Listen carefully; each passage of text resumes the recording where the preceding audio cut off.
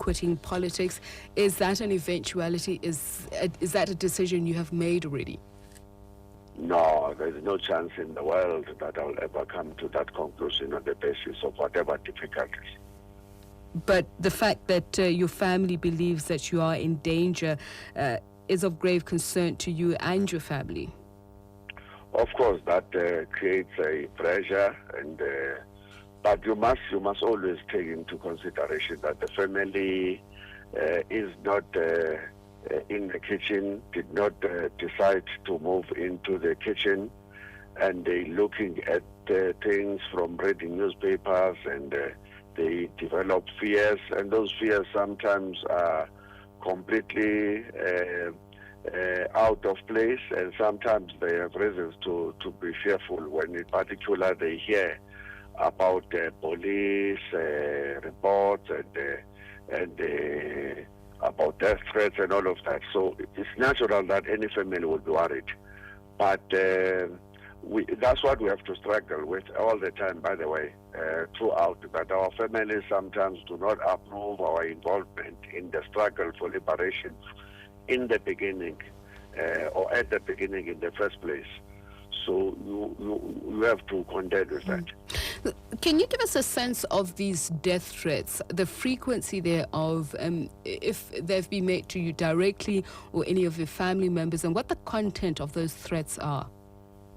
Well, earlier it was around the beginning of 2000 and up to 2006. It was more like people throwing animals, cars without registration numbers, cars with wrong registration numbers following you, coming to your place and all of that.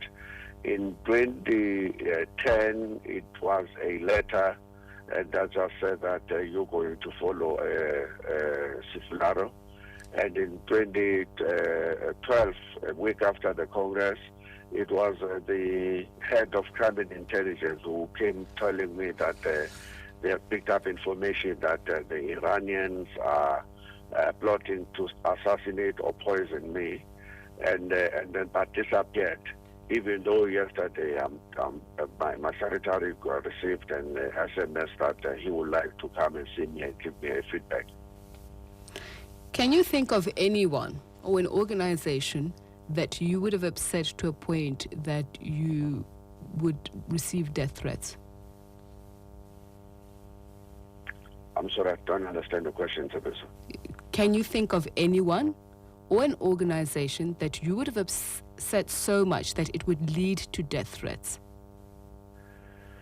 No. Look, the one thing that I will not do is to try and speculate about what will be the origin or the purpose of that. All I know is that it is always a hazard of any trade unionist here in the country or anywhere in the world that when you touch the powerful vested interest of powerful elites in society, you're going to run into trouble. Okay, so then let's go into current issues that, and you can tell us whether or not they've put you into trouble or not. There have been allegations of financial impropriety made against you.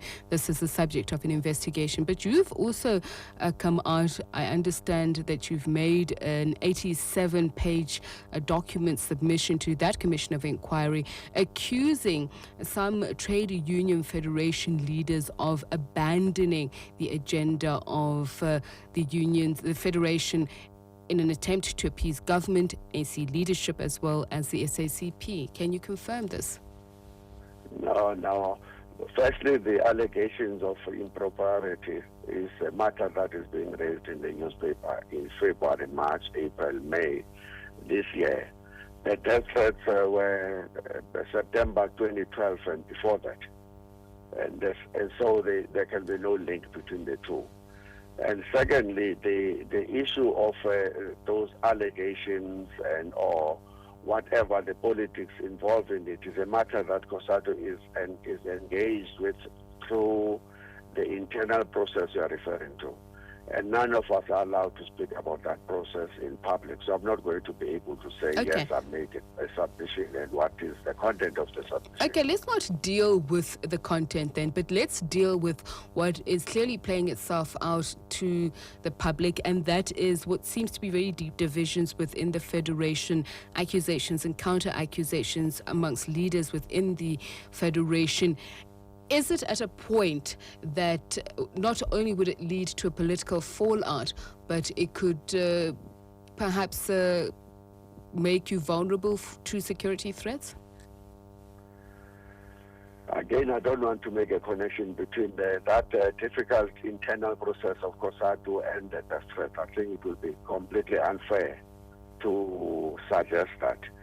And yes, it is a difficult moment facing the Federation. The Federation is working to ensure that we put that behind us as soon as possible, and I have confidence.